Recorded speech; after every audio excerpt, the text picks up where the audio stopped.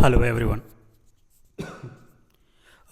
दोस्तों, आज हम लोग इंडियन पॉलिटी का जो टॉपिक चल रहा है सुप्रीम कोर्ट, उसी के पार्ट 3 के सवालों को सॉल्व करने की कोशिश करेंगे। ओके, तो ये सुप्रीम कोर्ट में ये तीसरा पार्ट होगा। दो पार्ट ऑलरेडी हम इसके बारे में मतलब सुप्रीम कोर्ट टॉपिक के जो पॉइंट्स थे उनको ऑलरेडी मैंने अपलोड कर रखा है। ओके, तो जितना भी कॉन्सेप्चुअल पॉइंट था, अगर कॉन्सेप्ट की बात किया जाए तो जो भी कॉन्सेप्चुअल जो भी पॉइंट थे इसके ऑलरेडी मैंने आपको डिटेल में बता रखा है। ओके, पिछले दो लेक्चर में, पहले लेक्चर में बहुत ज़्यादा बताया था, इसके बाद थोड़ा सा सेकंड लेक्चर में कम कर दिया था, इसलिए क्योंकि वो रिपीटिशन हो जाता है। बार बार वही चीज़ रिपीट करने का मतलब है कि आपका भी टाइम जाएगा, मेरा भी टाइम ख़राब होगा। ओके, तो अगर इसके थ्योरेटिकल पार्ट को आपको देखना है तो इसके पार्ट 1 को देख लीजिएगा।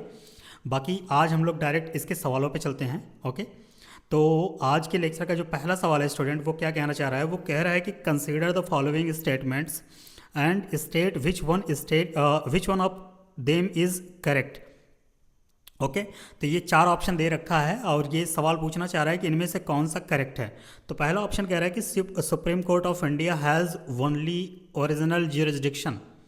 ऑप्शन बी कह रहा है it has only original and appellate jurisdiction. Okay, तीसरा कह रहा है it has only advisory and appellate jurisdiction. और ऑप्शन डी कह रहा है कि it has original appellate as well as advisory jurisdiction.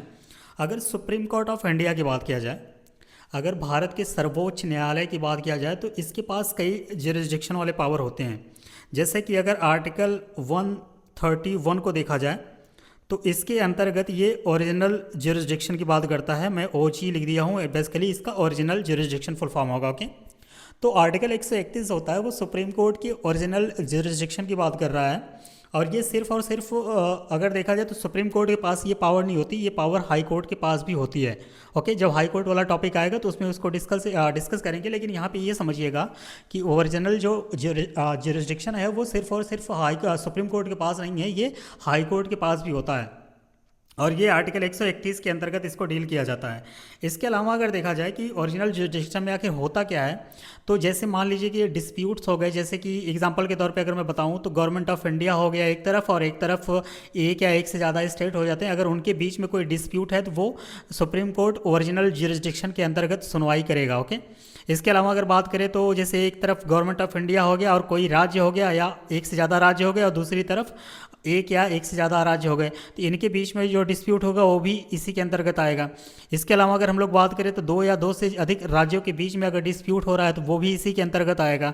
या आप कह लीजिए कि जो president of India and vice president of India से रिलेटेड जो इलेक्शन के मैटर होंगे वो भी सुप्रीम कोर्ट जो है वो ओरिजिनल ज्यूरिसडिक्शन के अंतर्गत ही सुनवाई करेगा। ओके, इसके अलावा आर्टिकल 32 की अगर हम लोग बात करें, आर्टिकल 32 के अंतर्गत जो है वो रिट ज्यूरिसडिक्शन की बात करता है, या इसकी सुनवाई करता है कौन? Supreme court. अगर यही हाई कोर्ट की बात किया जाए तो वहाँ पे आर्टिकल 226 हो जाएगा। ओके, इसके अलावा अगर अपीलेट ज्यूरिसडिक्शन की बात करें तो आर्टिकल 132, आर्टिकल 132 जो है वो अपीलेट ज्यूरिसडिक्शन की बात करता है, यानी इसकी सुनवाई करता है। ओके, इसके अलावा एक आर्टिकल और आप ध्यान रखिएगा, आर्टिकल 143। आर्टिकल 143 के अंतर्गत जो सुप्रीम कोर्ट है वो एडवाइजरी ज्यूरिसडिक्शन को कैरी करता है। ओके, कहने का मतलब है कि ये बेसिकली राष्ट्रपति महोदय इससे सुप्रीम कोर्ट से एडवाइस ले सकते हैं इस आर्टिकल के अंतर्गत। ओके, तो ये कुछ ज्यूरिसडिक्शन है जो कि सुप्रीम कोर्ट को मिले हुए हैं, नॉट एक्सक्लूसिवली ज्यूरिसडिक्शन मतलब आप कह लीजिए कि सुप्रीम कोर्ट के पास होते हैं, इनमें से कुछ हाई कोर्ट के पास भी होते हैं। ओके, तो यहाँ पे जो पहला ऑप्शन कह रहा है कि सुप्रीम कोर्ट के पास सिर्फ और सिर्फ ओरिजिनल ज्यूरिसडिक्शन है, तो ये ऑप्शन आपका गलत हो जाएगा। ऑप्शन बी कह रहा है कि it has only original and appellate jurisdiction, ये भी आपका गलत हो जाएगा। ऑप्शन सी कह रहा है it has only advisory and appellate jurisdiction, ये भी गलत हो जाएगा। क्यों? क्योंकि सुप्रीम कोर्ट के पास आप देख पा रहे होंगे ओरिजिनल ज्यूरिसडिक्शन है, रिट ज्यूरिसडिक्शन है, अपीलेट है एंड एडवाइजरी है। ओके, तो ये पॉइंट ध्यान रखिएगा। तो ये आपका ऑप्शन नंबर डी इसका करेक्ट आंसर हो जाएगा कि it has original appellate as well as advisory jurisdiction, यही स्टेटमेंट आपका करेक्ट हो जाएगा और करेक्ट आंसर भी आपका यही हो जाएगा, ऑप्शन नंबर डी। ये जितना भी मैंने आर्टिकल बताया, ये आर्टिकल थोड़ा सा आप ध्यान रखिएगा, कभी कभी मैच कराने को दे देता है। अगले सवाल पे हम लोग मूव करते हैं। अगला सवाल कह रहा है स्टूडेंट कि which article of the constitution of India deals with the appellate jurisdiction of supreme court in connection with constitutional cases. कहने का मतलब इसके ये है कि भारत के संविधान का कौन सा अनुच्छेद है जो संवैधानिक मामलों के संबंध में सुप्रीम कोर्ट के अपीली ज्यूरिसडिक्शन या क्षेत्राधिकार से संबंधित है।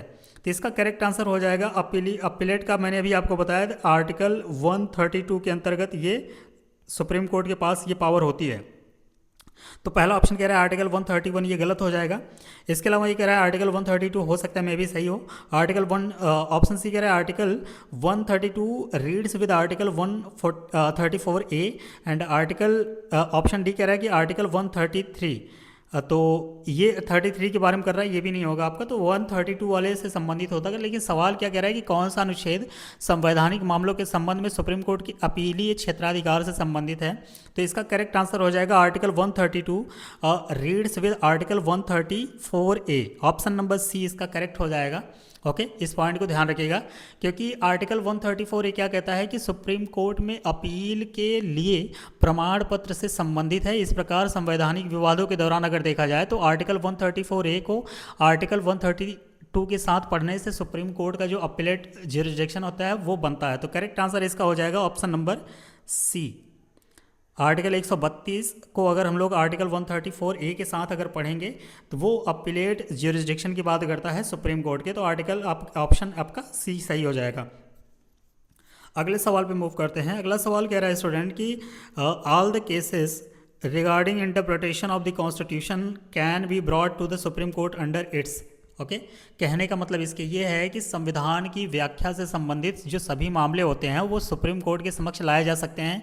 किस अपीलेट के ज्यूरिसडिक्शन के अंतर्गत? ओरिजिनल, अपीलेट, एडवाइजरी या नॉन ऑफ दीज। इसका करेक्ट आंसर आपका हो जाएगा ऑप्शन नंबर बी, जो कि अपीलेट ज्यूरिसडिक्शन। कहने का मतलब ये है कि संविधान की अगर व्याख्या से संबंधित जो भी मामले होते हैं वो सुप्रीम कोर्ट के समक्ष लाए जाएंगे अपीलेट ज्यूरिसडिक्शन के अंतर्गत। अपीलेट ज्यूरिसडिक्शन का मतलब होता है कि अपीलीय क्षेत्राधिकार। ओके, तो ऑप्शन बी इसका करेक्ट आंसर हो जाएगा।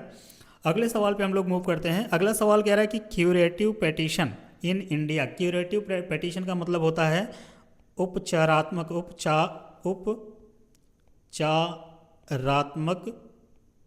याचिका। Curative petition in India can be filed in supreme Court under article. तो कहने का मतलब ये है इसके कि भारत में जो उपचारात्मक याचिका है यानी क्यूरेटिव पेटिशन है वो सुप्रीम कोर्ट में किस आर्टिकल के तहत दायर की जा सकती है। तो इसका करेक्ट आंसर हो जाएगा आपका आर्टिकल 142। ऑप्शन नंबर सी इसका करेक्ट हो जाएगा। सवाल ये होता है कि उपचारात्मक याचिका की अवधारणा को अगर देखा जाए तो सुप्रीम कोर्ट द्वारा इसको रूपा अशोक हुर्रा, एक केस का नाम है, वो केस मैं आपको बता दे रहा हूँ। रूपा अशोक हुर्रा वर्सेस अशोक हुर्रा, ये इनका नाम है। ये 2002 में केस लाया गया था। उसी केस के दौरान क्यूरेटिव पिटीशन की बात जो है सुप्रीम कोर्ट में ये उदाहरण को इसको विकास किया गया था। अगर सुप्रीम कोर्ट के निर्णय के अनुसार देखा जाए तो क्यूरेटिव पिटीशन पर सुप्रीम कोर्ट में अपील की जा सकती है अंडर आर्टिकल 137 एंड 142। आर्टिकल 137 और आर्टिकल 142 के अंतर्गत इसको सुप्रीम कोर्ट में अपील किया जा सकता है। किससे संबंधित? क्यूरेटिव पिटीशन से संबंधित। ओके, तो सुप्रीम कोर्ट के अंतिम निर्णय के बाद जो रिव्यू पिटीशन होता है उसको खारिज होने के बाद दायर की जा सकती है। आर्टिकल 137 के तहत अगर देखा जाए तो सुप्रीम कोर्ट को संसद द्वारा बनाए गए किसी भी कानून या आर्टिकल 145 के तहत बनाए गए नियमों के अधीन रहते हुए अपने स्वयं के निर्णय या आदेश की समीक्षा और संशोधन करने की शक्ति प्राप्त होती है। किसके पास? सुप्रीम कोर्ट के पास। तो अगर कभी आपसे ये सवाल पूछे कि Supreme Court has the power to review its judgment और ऑर्डर, तो ये किस आर्टिकल के अंतर्गत आता है? तो ये आर्टिकल 137 के अंतर्गत आता है। क्या आता है ये स्टूडेंट कि आर्टिकल 137 ये कहता है कि सुप्रीम कोर्ट को अपने निर्णय या आदेश की समीक्षा रिव्यू करने की अनुमति होती है। मैं यहाँ पे लिख ही दे रहा हूँ, Supreme Court has the power to review its judgment और ऑर्डर ये पॉइंट आप ध्यान रखिएगा, ये आर्टिकल 137 के अंतर्गत ये बात कही गई है। और क्यूरेटिव पिटिशन की बात किया जाए, अगर वहाँ पे आर्टिकल 137 भी होता तो वो भी आपका आंसर बनता, लेकिन यहाँ पे ऑप्शन में नहीं है, तो इसका करेक्ट आंसर आपका आर्टिकल 142 हो जाएगा। अगले सवाल पे चलते हैं। अगला सवाल कह रहा है कि judicial review implies the right of the court to, यानी जो न्यायिक समीक्षा होती है उससे तात्पर्य न्यायालय के निम्नलिखित अधिकारों से है। तो जो 4 ऑप्शन दिया है उन्हीं में से एक होगा। पहला कह रहा है कि डिक्लेयर एनी लॉ और order invalid if it is in conflict with the constitution, यानी ये कहने का मतलब इसकी ये है कि किसी कानून या आदेश को अमान्य घोषित करना या यह संविधान के विरुद्ध हो। के ऑप्शन बी कह रहा है कि review the order of lower courts, यानी निचली अदालतों के आदेशों की समीक्षा करना है। ऑप्शन सी कह रहा है कि here appeals against the decision of the lower court, यानी निचली अदालतों के निर्णयों के विरुद्ध अपीलों की सुनवाई करना है। ऑप्शन डी कह रहा है कि review the laws to see that they have been passed as per the procedure laid down, यानी कहने का मतलब इसकी यह है कि कानूनों की समीक्षा करना ताकि यह सुनिश्चित किया जा सके कि वे निर्धारित प्रक्रिया के अनुसार पारित किए गए हैं। ओके, तो सबसे पहले ये समझते हैं कि जुडिशियल रिव्यू आखिर होता क्या है। तो अगर न्यायिक समीक्षा का अर्थ देखा जाए तो ये जुडिशरी की वह शक्ति होती है, यानी न्यायपालिका की वह शक्ति होती है जिसके द्वारा वह संविधान की व्याख्या कर सकती है और विधायिका यानी लेजिस्लेचर एवं कार्यपालिका यानी एग्जीक्यूटिव के किसी भी कानून या आदेश को यदि वह उसे भारत के संविधान के विरुद्ध पाती है तो उसे अमान्य यानी नल घोषित कर सकती है। और जुडिशियल रिव्यू की अगर बात किया जाए तो यह अवधारणा जो है ये यूएसए से लिया गया है। और भारत में अगर देखा जाए तो ये शक्तियाँ मुख्य रूप से अगर जुडिशियल रिव्यू की बात करें तो ये आर्टिकल 32 और आर्टिकल 136 के तहत सुप्रीम कोर्ट में है। और आर्टिकल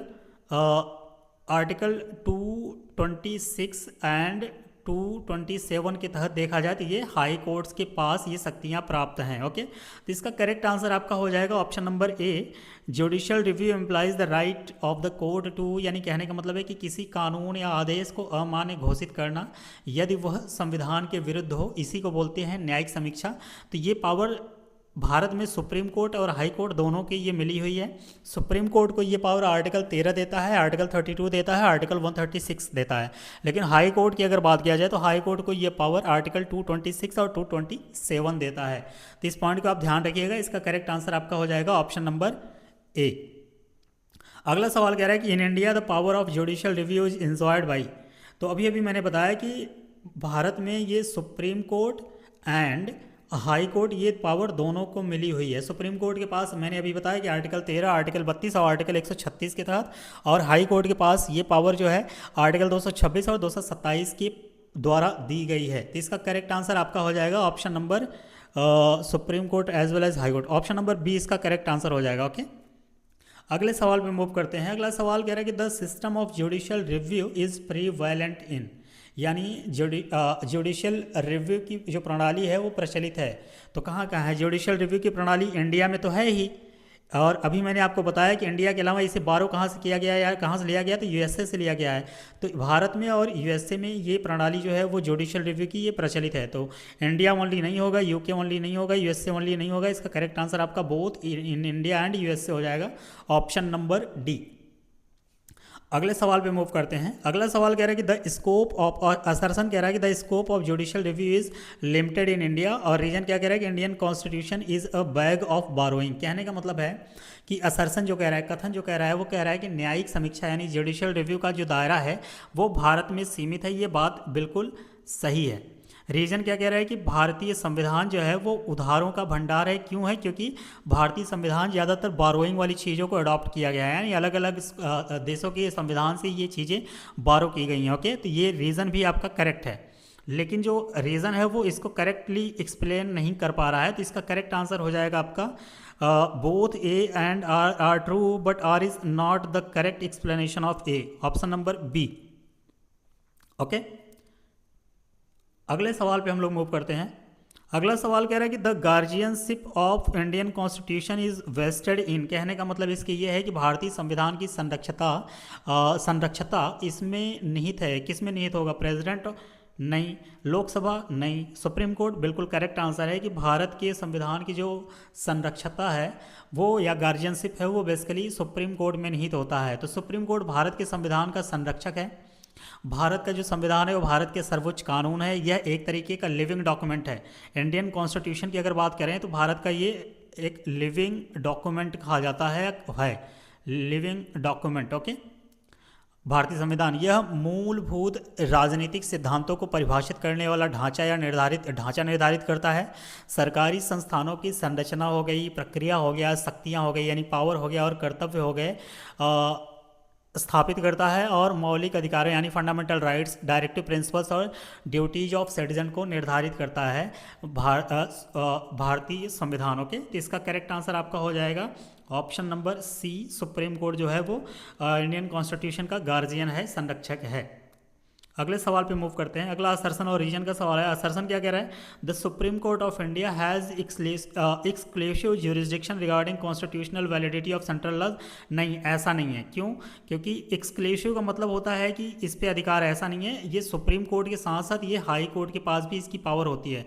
सुप्रीम कोर्ट में आर्टिकल 32 ये बात करता है, जबकि हाई कोर्ट में आर्टिकल 226 ये बात करता है। ये पॉइंट आप ध्यान रखिएगा। तो आपका असर्शन तो गलत हो गया।